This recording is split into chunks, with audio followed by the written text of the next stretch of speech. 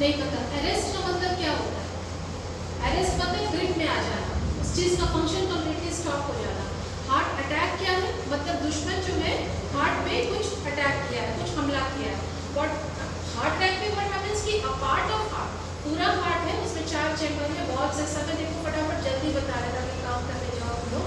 तो उसमें क्या होता है, अ पार्ट ऑफ हार्ट जो है उसका ब्लड सप्लाई खराब हो जाता है, जिसकी वजह से सीवियर चेस्ट पेन होता है ना, आदमी छटपटाने लगता है। लेकिन बीपी फॉल कर सकता है, बीपी गायब कंप्लीटली बहुत बहुत कम होता है, उसको मानो ही नहीं कि उसका कोई साइन है। हार्ट अटैक का साइन बीपी कम होना है। तुम्हारे यहाँ पेशेंट्स आते हैं कविता आईसीयू में, हार्ट अटैक के पेशेंट लो पल्स लो बीपी लेके तो नहीं आते हैं, नहीं ना, सीवियर चेस्ट पेन, पर्सपिरेशन, घबराहट, बात करना अच्छा नहीं लग रहा है, वो सब चीजें उसको इन सारे डायग्नोसिस से अलग करना है कार्डियक अरेस्ट को, क्योंकि कार्डियक अरेस्ट वो कंडीशन है जहाँ पे हम लोग सीपीआर करते हैं, सीपीआर, ठीक है। कार्डियक अरेस्ट में क्या होता है, हार्ट स्टॉप। अब हार्ट का सर्कुलेशन अगर बंद हुआ, नो बीपी नो पल्स, ठीक है।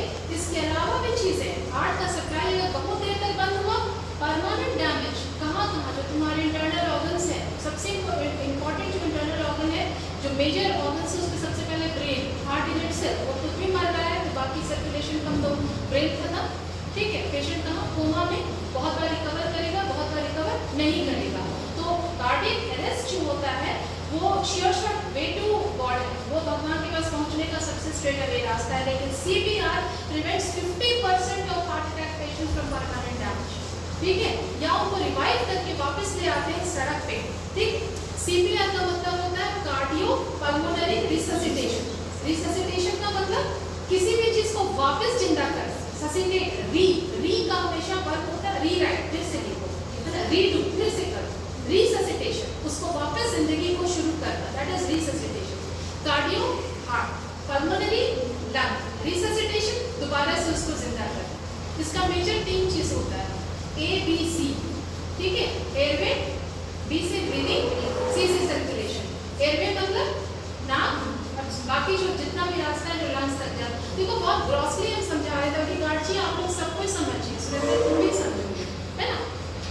एयरवे, ब्रीदिंग एंड सर्कुलेशन, इन तीन चीजों का स्टॉपेज हो गया कार्डियक अरेस्ट की वजह से, और इन्हीं 3 चीजों को हम वापस क्या कर रहे हैं, रिससिटेट कर रहे हैं। तो अब सबसे पहला चीज ये है कि डायग्नोसिस, मान लो सड़क पे कोई गिर गया तो तुरंत कंप्लीट नहीं, हाइपोग्लाइसीमिया के पेशेंट का कंप्लीट शुरू कर दोगे तो रिब्स वगैरह टूटता भी है सीपीआर करते हैं, तो वापस उल्टा केस कर देगा कि मेरा ब्लड शुगर लो था, ये धक्का देने लगे टूट गया मेरा। तो सबसे पहले डायग्नोसिस, तो वहाँ पे तुमने क्या देखा, वो व्यक्ति जब गिरा नीचे, देन व्हाट हैपेंड, सबसे पहले वो लड़की उसके पास गई, उनके कंधे को हिलाई, रेस्पॉन्स देखो पेशेंट का रेस्पॉन्स, क्योंकि हम में और सुरेंद्र में फर्क होगा। सुरेंद्र पल्स नहीं देख सकता, हम तो बात में ना करें तो भी हम पल्स पे हाथ रखेंगे, तो इससे ये भी चीज समझ आती है सुरेंद्र कि हम लोग सबको पल्स देखना आना चाहिए, ठीक है। ब्रीदिंग को, एक गिरा हुआ इंसान जो जमीन पे पड़ा हो उसका ब्रेथ को कैसे हम लोग समझते हैं, वो सांस ले रहा है कि नहीं, क्या देखेंगे सांस लेने के लिए, एक तो सिनेमा में देखें हाथ रख के देखते हैं, क्यों, टेम्परेचर वेरिएशन होता है, अंदर से जो एयर आता है टच करता है, ये बहुत सेंसिटिव पार्ट है। दूध वगैरह भी माँ लोग जब देती है बच्ची को तो यही पे गिरा के देखती है ना कि दूध इसका नहीं, इसका सेंसेशन नहीं है, तो वो देखो। Second, if you are a good observer, तुमको चेस्ट भी उठता और गिरता हुआ दिखाई देगा, ठीक है। मान लो कि हम एक नॉन मेडिको, ठीक है, नो पल्स नो बीपी, हमको कुछ नहीं समझ में आ रहा, बट हम उनको जब हिला रहे हैं तो हमको समझ में आ रहा है कि रेस्पॉन्स नहीं मिल रहा है, और हम देख रहे हैं कि चेस्ट मूव नहीं कर रहा है, हम देख रहे हैं एज गुड एज डेड है, ठीक है। सबसे पहला काम क्या करना है, सबसे पहला काम हमको कविता तुम बताओ, इंडिया में या यूपी में इमरजेंसी एम्बुलेंस का नंबर क्या है, क्या कॉल करने से इमरजेंसी एम्बुलेंस आता है, कौन बताएगा, 108, और एक और नंबर है जो 911 नाम है, यूएस का है, 911 112 जो तुम्हारी पुलिस की गाड़ी पे रहता है, तो 108 112 जान जो, सोचो हम कितने बेफिक्र निफिक्र हैं कि हमको ये नहीं पता कि एम्बुलेंस का नंबर क्या है, किसको बुलाएं, ठीक है। और वेस्ट में क्या होता है, जितना भी पब्लिक प्लेसेस होता है, मॉल्स होता है, पार्क होता है, वहाँ पे ऑटोमेटेड डिफिब्रिलेटर होता है, जो यहाँ के ओटी में भी बहुत जगह पे नहीं पाया जाता है, हमारे यहाँ है डिफिब्रिलेटर, तो यहाँ तो हॉस्पिटल है, बट वहाँ पे जैसे देखते हो ना फायर वाला सिस्टम लगा रहता है कि फायर इमरजेंसी के लिए क्या करना है, वैसे ही वहाँ पे डिफिब्रिलेटर वेंटिलेटर बॉक्स पे रखा रहता है, उसको तुरंत निकाला तो तुमको सबसे पहले खिलाए, तुम समझ गए कि ब्रीथ नहीं कर रहा है, ठीक है, तुम्हारे लिए वो पेशेंट क्या है, कार्डियक अरेस्ट, सबसे पहले डायग्नोसिस।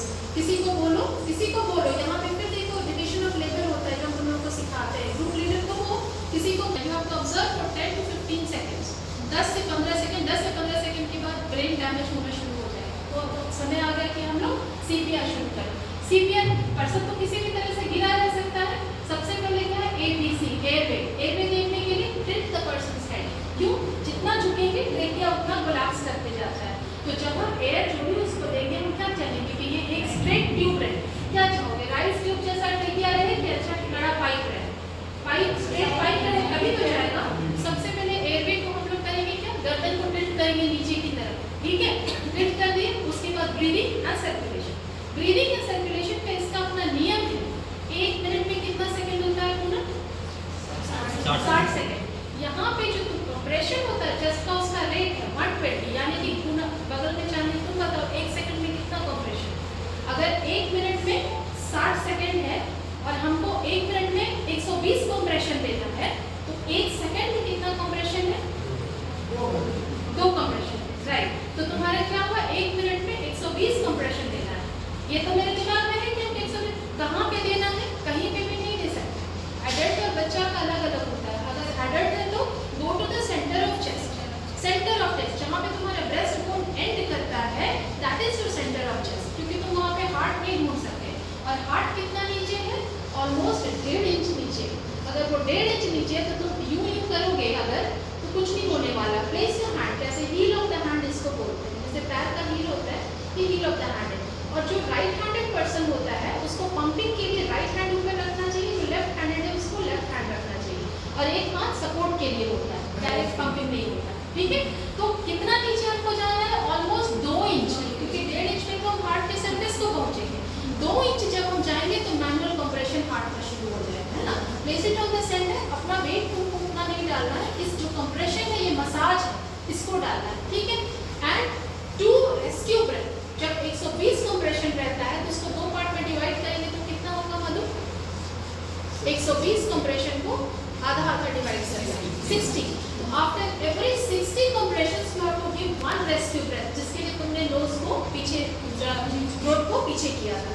हाउ डू यू, अच्छा इस पंपिंग समझ में आया कि नहीं? वहाँ डेमोन्स्ट्रेशन देखा ना, सेंटर एंड ये जा रहा है इससे, तो हमेशा use that hand which is a dominant hand, जो दाहिने हाथ से काम कर रहा है उसका हाथ ऊपर रहना चाहिए। पंप शुरू, तुमको रेट पता चल जाएगा, you can take help also, कि तुम हमको बताओ कि सही से जा रहा है कि नहीं, है ना। कम से कम 10 सेकंड्स में हमको कितना देना है, 20 कंप्रेशन देना है। हेल्प लो या अपने अंदाज से कुछ भी करो।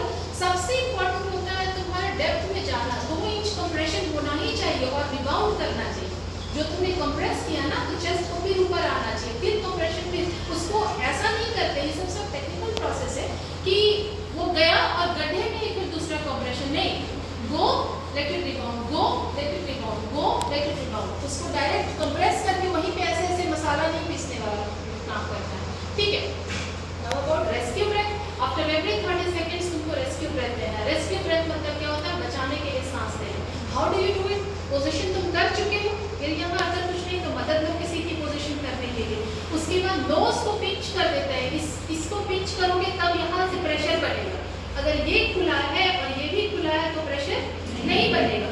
पिंच करो, नोज को बंद करो और मुंह को क्लैंप करो। क्लैंप का मतलब है कि तुम्हारा आउटलेट नहीं होना चाहिए, मतलब ऐसे नहीं जाना है उसके लिप्स पे कि तुम जो है हवा को बाहर जाने दे रहे हो। क्लैंप उसको एक कंप्रेस्ड बॉक्स बना दो माउथ, ताकि जो हवा तुम दे रहे हो वो सीधे उसके ट्रेकिया में जाए, ना कि बाहर जाए, क्योंकि उसका 10% भी अगर बाहर जा रहा है तो वो रेस्क्यू ब्रेथ नहीं हो सकता, ठीक है। तो straight goes to trachea and जब तुम ब्रेथ लेते हो सीधा मूवमेंट ऑफ चेस्ट, और वो ब्रेथ नॉर्मल जनरली हम लोगों को सिखाया गया था कि डीप इंस्पिरेशन लेंगे और तब जाना है, ठीक है। जिंदगी में एक पेशेंट को हम बचाए हैं ओटी टेबल, बॉयज ट्रॉली था, एनेस्थेटिस्ट था, फिर भी उसको सबसे पूछना तुम लोग का कुछ एक्सपीरियंस को। मेरे साथ कौन था पता नहीं, अब भेज था कि नहीं को याद नहीं है। बीएच कर रहे थे हम लोग, अचानक उसका ब्लड डार्क होने लगा। एनेस्थेटिस्ट बोला कि कुछ नहीं हुआ, छोड़ के इंस्ट्रूमेंट उसके मुंह में हम रेस्क्यू ब्रेथ लेके उसको बचा दिए। कि एक जिंदगी भी बचाना बहुत बड़ी बात है ना, तो उसमें क्या है कि तुमने रेस्क्यू ब्रेथ लिया तो आफ्टर एवरी कितना कंप्रेशन रेस्क्यू ब्रेथ का पता कैसे चलेगा? एक तो क्लम्पिंग होना चाहिए, सेकंड सीधा movement of the chest. Chest को उठते और गिरते देखोगे तभी समझ में आएगा कि रेस्क्यू ब्रेथ ले रहे हो। अब तुमने ये कर दिया, इस बीच क्या है कि तुमने उसका बहुत सारा चीज बचा लिया। अगर तुम्हारे सर्कुलेशन से, मैनुअल सर्कुलेशन से अगर 10 सेकंड में ब्रेन डैमेज हो सकता है, तो सोचो कितना डैमेज हो चुका रहता है अगर तुमने नहीं देख दिया होता। देन कम्स द टाइम जब आप उसको एम्बुलेंस में ट्रांसफर करते हैं, वो तो फिर मेडिक्स का बात। बट हम लोग अभी जो बात कर रहे हैं दैट इज CPR, जिसमें हम लोग ABC पे काम करते हैं। आप हो, हम हो, यहाँ पे हम लोग फिर सब बराबर हो जाते हैं। तो सबसे इम्पोर्टेंट चीज़ क्या है? कोई अगर हमको गिरते हुए दिखता है तो वो कुछ भी हो सकता है, हाइपोग्लाइसेमिया हो सकता है, वेसोवेगल अटैक हो सकता है, देयर कैन बी इस्चीमिया यानी हार्ट अटैक जो होता है। लेकिन सबसे इम्पोर्टेंट है उन मरीजों को चुनना या उन लोगों को चुनना जिनको सच में CPR की ज़रूरत है। CPR हर किसी को नहीं दिया जाता है। तो वहाँ पे अगर हम मेडिक है तो हम लोग सबको BP की पल्स और रेस्पिरेशन समझना, देखना, पैल्पेट करना आना चाहिए। रादर हम कहेंगे सुरेश इन लोग आप लोग सब ट्रेनिंग लीजिए कि पल्स पे हाथ कौन सा पल्स देखते हैं, इन लोगों को सिखाओ, इन लोगों को बताना चाहिए। इन लोगों की एक टीम है ना ये ना। तो वो हमने डायग्नोस कर लिया, सेकंड हमने हेल्प के लिए बुलाया, थर्ड हमने खुद से जो हम कर सकते थे हम किए, एंड फोर्थ हम लोग पेशेंट को हॉस्पिटल भेज दिए। तो ये सारा स्टेप सिर्फ गिरा और पंपिंग करने लगे, दैट इज नॉट दैट। तो आई जस्ट होप कि कोई एक आदमी यहाँ पे ले लो, राजेश किसी को कम लाइक कौन डेमोन्स्ट्रेट करेगा? Any of the mails will आओ आज यहाँ।